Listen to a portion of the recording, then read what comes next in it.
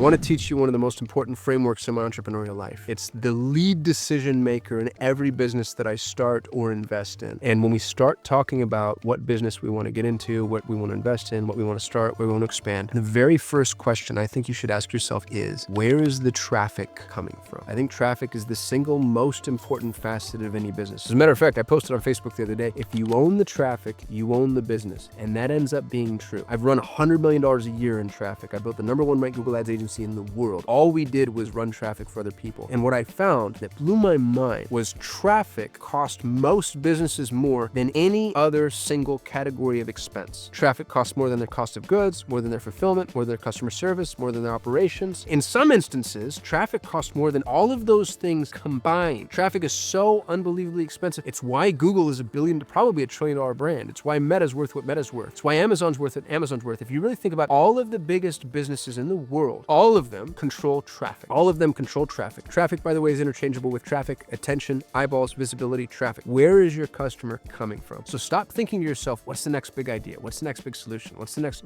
It doesn't matter. None of that matters. I spent 20 years as a marketer helping businesses go to market with their offer. And I can tell you, it's not the best offer that wins, ever. It's never the person with the best fly trap. It's the person who has the best answer to the traffic question. Where is the traffic coming from? So what I like to do, and incidentally, I think this is probably the greatest pro tip of the century, is start with the traffic. Where does traffic already exist that I can capitalize on? And very, very often, more often than not, I think, pre-existing traffic is somebody else's problem. So an example I'll offer you, I went to Costa Rica with my kids and I hired a tour guide to drive us around Costa Rica. His name was Rafa. Brilliant dude. Really loved him. Rafa was trying to start his company, his tour guide company, and he was asking me as a marketer as we're driving around, like, what do I do? Where do I go to grow? So he and I just started to chat back and forth, and I was asking him about the infrastructure, the ecosystem that is, Costa Rica and the hotels and the Airbnbs and the guides and how everybody's doing this and where they're advertising, where they're getting their customers. Here's what I figured out. When you're in Costa Rica, everybody needs to get from the airport to one of the tourist destinations. And it's always 90 minutes or more. It's 90 minutes from the airport to Jaco, and then another couple of hours down to Manuel Antonio, and then another couple of hours down to Corcodova. And these are all the places that people want to go. So transportation ends up being a really big problem. Now, the big resorts have shuttles, but those are only the big resorts. And Costa Rica is dominated by all these little teeny tiny mom and pop Airbnbs, bread and breakfasts, tiny hotels that don't have the ability to transport people from one place to another. And most tourists aren't brave enough to drive themselves in Costa Rica. So what did me and Rafa come up with? If Rafa goes and rents himself a van and then makes the rounds building strategic partnerships with these small hotels, small bed and breakfasts, small Airbnbs, and says, hey, I'll do a free shuttle for you and your customers. I'll drive them to and from the airport. And along the way, I'll give them an expert tour from an expert tour guide, a native Costa Rican, on everything that they see around them. There's not a hotel owner on the planet that would say no to that. Now, what has Rafa done? Rafa's capitalized on their traffic. They have a traffic problem. They have a bunch of people coming to Costa Rica that can't get from the airport to their little hotel. But if they come to them and say, hey, by the way, we have a free shuttle, now what happens? This person gets loaded up into Rafa's van, which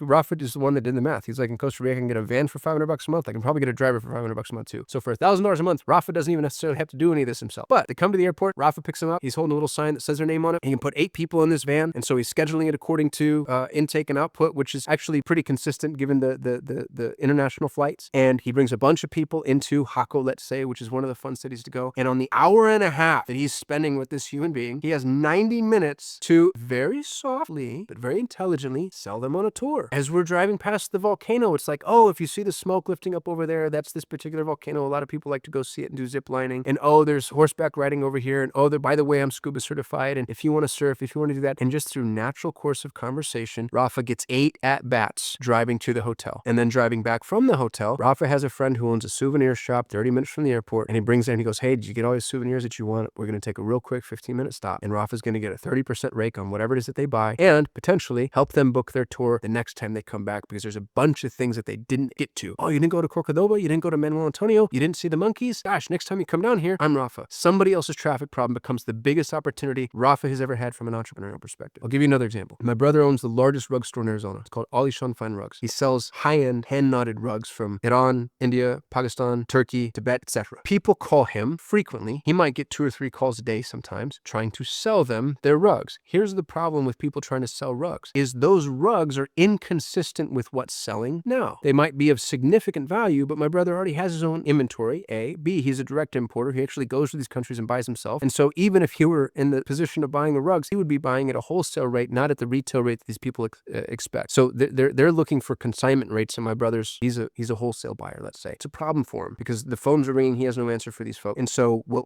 we're building now is a company called buysellrugs.com. I get to go to every rug dealer in the country, and I get to say, anybody who tries to sell you their rug, send them to me. And we charge people to clean and appraise and store rugs, and then we place those rugs in a consignment store that we've built that takes a small commission on any of the rugs that have sold. So now I have inbound traffic and continuity revenue and cleaning revenue from a cleaning company we own called Rug IQ, all from other people's problem traffic. Where is the problem? Where is the traffic coming from that somebody else doesn't want to deal with? It looks like people complaining, people not able to accomplish whatever they're not able to accomplish. Any problem that you see other people running into inside of any industry becomes a traffic potential. There is a potential solution that you can seize if you think traffic first. And this, I think, is one of the most important frameworks for those of you looking for entrepreneurial opportunities. The business idea doesn't matter. Traffic is so expensive and so valuable. If you're in a forum or a community where people are complaining about something, that's traffic. So look at communities, look at pockets that are pre-existing, look at other businesses, look at the problems that they run into, and see if you can capitalize on their profit, on their problem traffic. And I think if you do that, you get to solve a problem that is